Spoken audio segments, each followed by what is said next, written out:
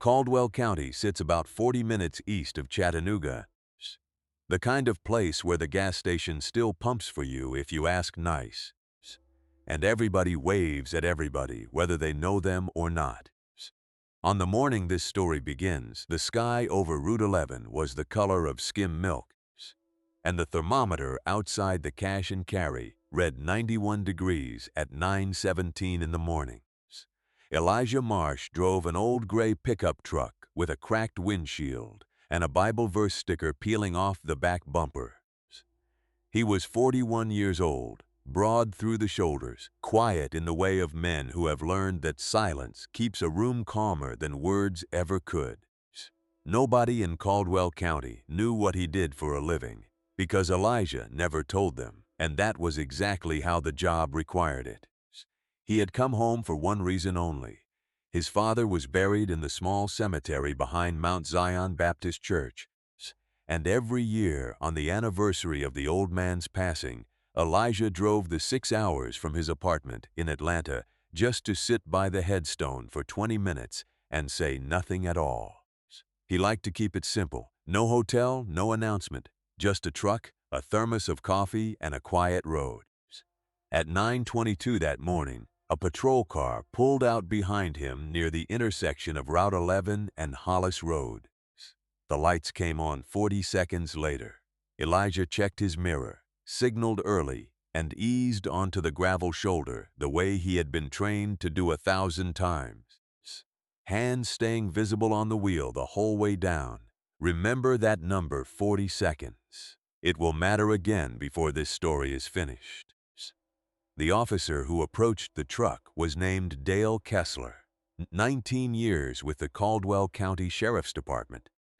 A man who wore his sunglasses pushed up on his forehead even in bright sun, so people could see his eyes and know he meant business. Kessler had a reputation in town, though nobody said it directly. Some called him thorough. A few, in lower voices, called him something else. License and registration, Kessler said, and Elijah handed both across with 2 fingers, slow and deliberate, narrating his own hands the way his training had taught him. Sir, I am reaching for my wallet now. It is in my left back pocket. Kessler studied the license far longer than a license needs to be studied. Your taillight's out, he said, though the light behind Elijah's truck was, at that moment, working exactly as it should. Step out of the vehicle for me. Elijah did not argue. He had learned long ago that the worst thing a calm man can do is prove a nervous man right. He stepped out, hands loose at his sides, and stood in the gravel while 18-wheelers thundered past on Route 11, close enough to stir his shirt collar. Kessler walked a slow circle around the truck, one hand resting on his belt near the taser, and when he came back around to the driver's door, he said the words that would end up printed in a federal court, filing 11 months later. You match a description we got this morning. Tall black male, work clothes, driving a gray truck. There is a difference in the law between reasonable suspicion and probable cause. And it is not a small difference. Reasonable suspicion lets an officer stop you and ask questions. Probable cause is a much higher bar. The kind of evidence a judge would sign off on before letting an officer search your vehicle or place you under arrest. A description as thin as tall, black, work clothes, gray truck does not clear either bar on its own, not in any courtroom in this country. And Elijah Marsh knew that better than almost anyone standing on that stretch of gravel, because reading and enforcing exactly those rules happened to be most of his actual job. He said none of it out loud. He simply nodded and asked if he could see the description report. That question was the second violation Elijah counted that morning. He did not raise his voice. He did not reach for his phone. He filed it away the same way he had filed away hundreds of small procedural cracks over 15 years of federal work. Patient, exact, waiting for the moment when patience would matter more than anger ever could. Kessler's hand tightened on his belt. Sir, I did not ask you a question. I gave you an instruction. Turn around and place your hands on the truck. A crowd was gathering by then the way crowds gather in small towns, slow and then all at once, Mrs. Odetta Prine, who ran the flower shop across the road, stood in her doorway with a hand over her mouth. Two teenagers on bicycles stopped pedaling and stayed stopped. Elijah turned and placed his hands on the hot metal of his own truck bed. And the metal was hot enough that he felt it through his palms. And he said nothing about that either. The cuffs went on tight enough to leave a mark that would still be visible in a photograph taken 4 days later. Kessler patted him down with more force than the situation called for, and when Elijah's wallet fell from his jacket pocket onto the gravel, Kessler kicked it aside without looking down, the way a man kicks something he has already decided does not matter. 23 minutes. That is how long Elijah Marsh knelt on the gravel shoulder of Route 11 with his hands cuffed behind him, while Kessler ran his plates and waited for backup that had not actually been called for, because there had never been a real emergency to call backup for in the first place. 23 minutes is a long time to kneel on hot rock in 91-degree heat. It is an even longer time to do it in front of people who have known your face your whole life and are watching you like they have never seen you before. Here is where the story could have ended the way too many stories like it actually do end, with a name in a police log and a bruise that healed before anyone outside Caldwell County ever heard about it. It did not end there, and the reason it did not end there was sitting on the gravel 11 feet away, kicked aside and unopened. A second patrol car arrived, and out stepped Deputy Sarah Voss, 4 years on the job, the kind of officer who still read the manual instead of just repeating what senior deputies told her. She saw the wallet in the dirt and picked it up out of habit, meaning to hand it back to the man in cuffs. She opened it first, the way you check whose wallet it is before you hand it to anybody. Inside, behind the driver's license, sat a gold and silver badge and a laminated identification card. United States Marshal Service. Deputy United States Marshal Elijah T. Marsh, Fugitive Task Force, Southeast Region. Deputy Voss went very still. Then she said 4 words that changed the entire shape of the morning. "Sir, we have a problem."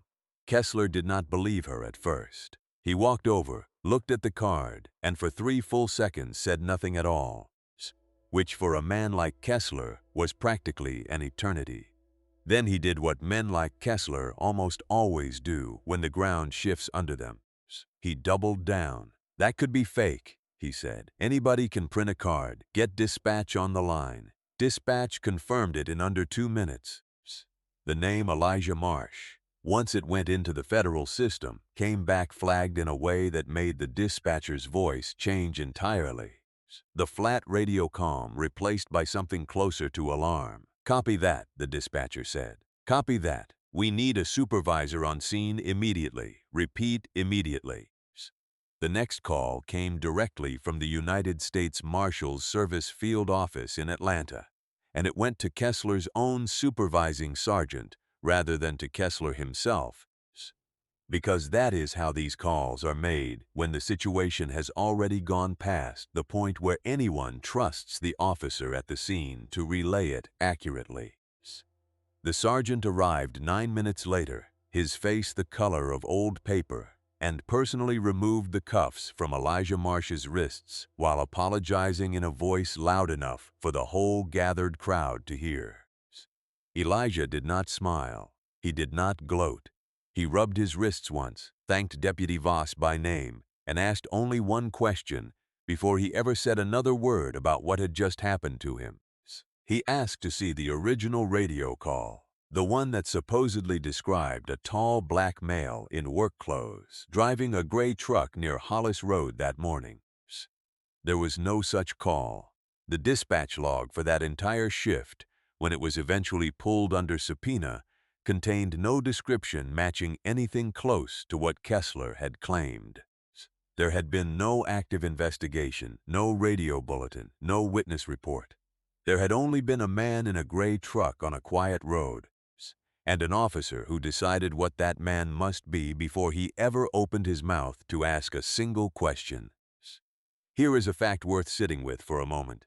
Under a federal law known as Title 18, Section 242 of the United States Code, it is a federal crime for anyone acting under the authority of a badge to willfully deprive a person of their constitutional rights because of their race. It does not matter whether the officer would call himself a good man. It does not matter how many community events he attended or how many years he served without a formal complaint. The law asks a narrower question than character.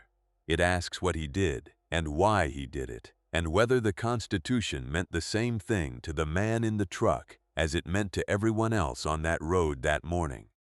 Elijah filed a complaint that same afternoon, not out of anger, but because filing it was the only way the machine that governed men like Kessler could ever be made to look at itself honestly.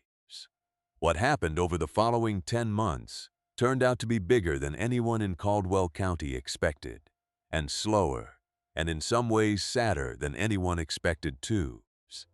The Sheriff's Internal Affairs Office opened a review within a week, mostly because a Deputy United States Marshal complaining to the Attorney General's office is not something a small county department can quietly file away. Kessler's own supervisor, Captain Reuben Holt, tried at first to frame the whole incident as an honest mistake made under pressure, the kind of thing that happens to good officers doing a hard job.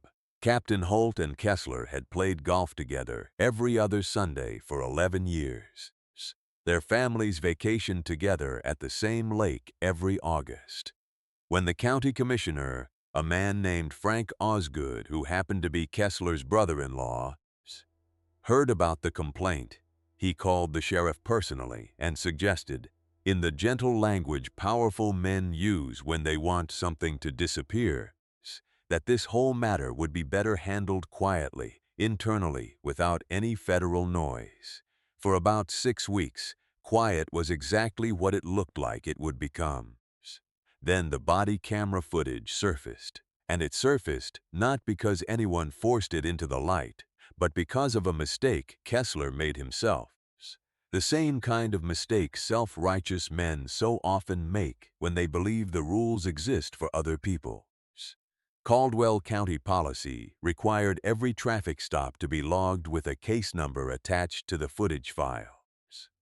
Kessler had labeled that morning's footage under a generic filing code instead of tagging it to an actual case, apparently hoping it would sit unreviewed in storage.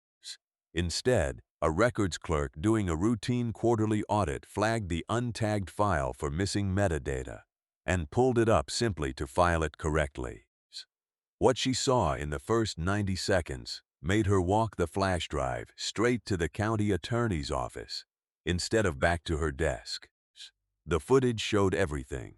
It showed Kessler's actual words, matter for matter, tall black male, work clothes, gray truck, with no description report to back them. Because there was no description report at all. It showed the 23 minutes on the gravel. It showed the wallet kicked aside. And in the last 4 minutes of the recording, after the badge had already been discovered, and the sergeant was already apologizing, it showed something Kessler almost certainly forgot the camera was still capturing. A private aside muttered to another deputy under his breath.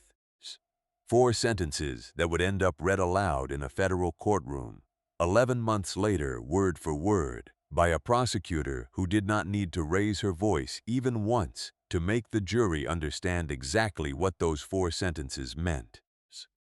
That footage did not stay contained to Caldwell County for long. Once the county attorney reviewed it, state law required it be forwarded to the district attorney's civil rights unit. And once a deputy United States Marshal is the victim of a documented, recorded incident involving a false federal identification claim on video, the case crosses a line that local politics cannot hold back. The Federal Bureau of Investigation's Civil Rights Division opened a formal pattern or practice review into the Caldwell County Sheriff's Department 3 months after the stop. A pattern or practice investigation is a specific and serious tool. It does not ask whether one officer made one mistake on one morning. It asks whether an entire department has developed a habit, a culture, a repeated way of treating certain people differently than others. Over years, across hundreds of small decisions that no single complaint ever fully captures, investigators pulled 5 years of Caldwell County traffic stop data. What they found became public record, and it became the single most uncomfortable number in this entire story. Of the last 412 traffic stops Dale Kessler had personally conducted over 5 years, black drivers accounted for 71% of them, in a county where black residents made up only 19% of the population.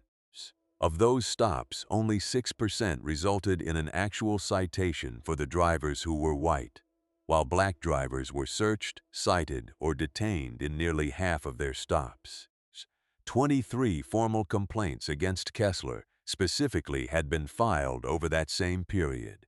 Every one of them had been closed as unsubstantiated, most within a single business day, most without any officer other than Kessler himself ever being interviewed.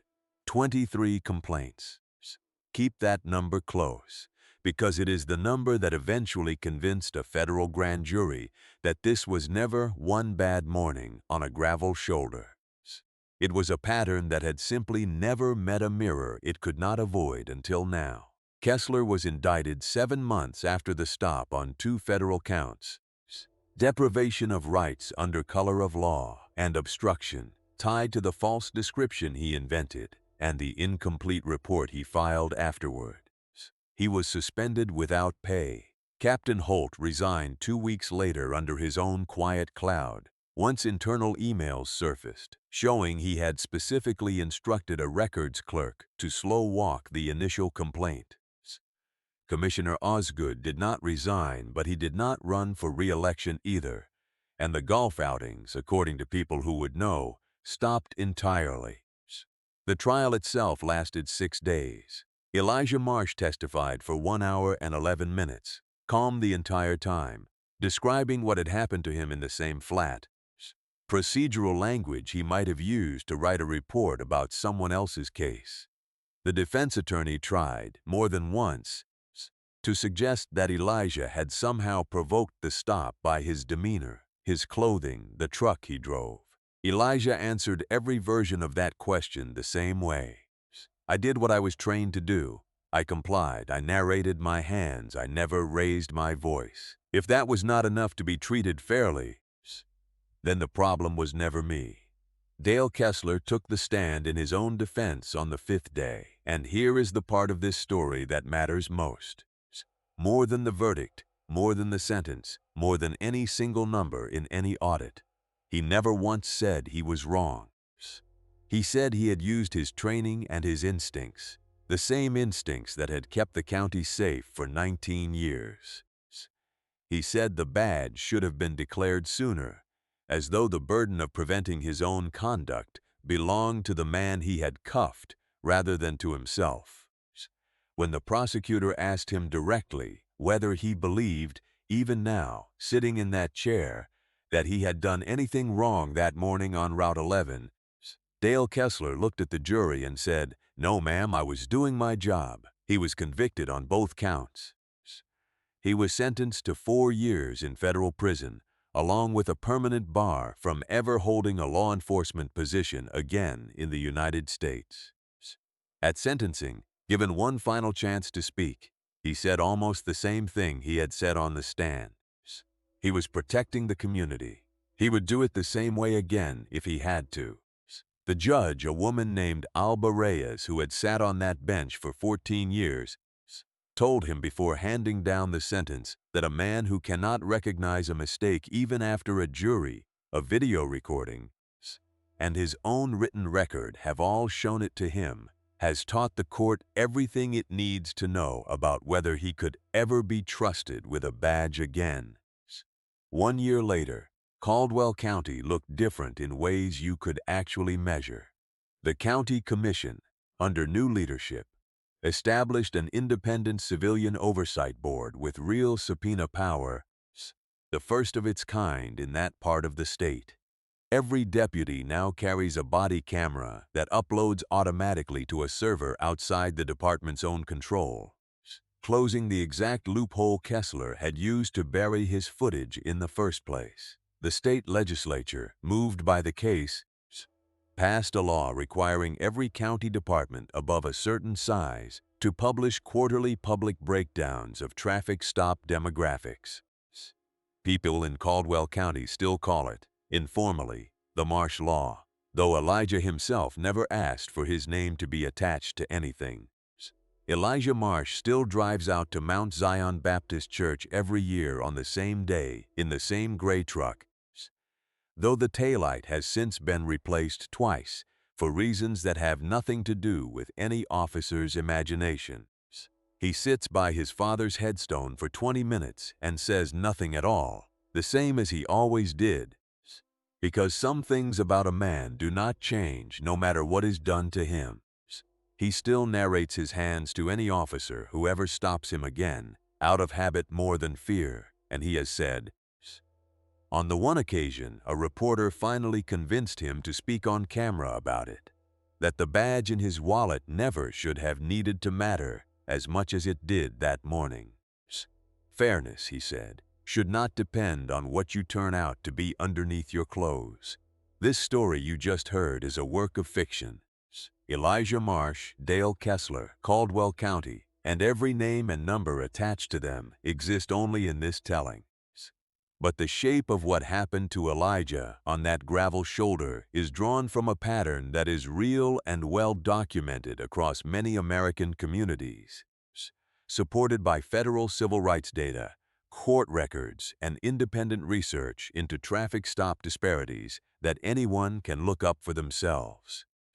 Fiction can only do one honest thing in a case like this.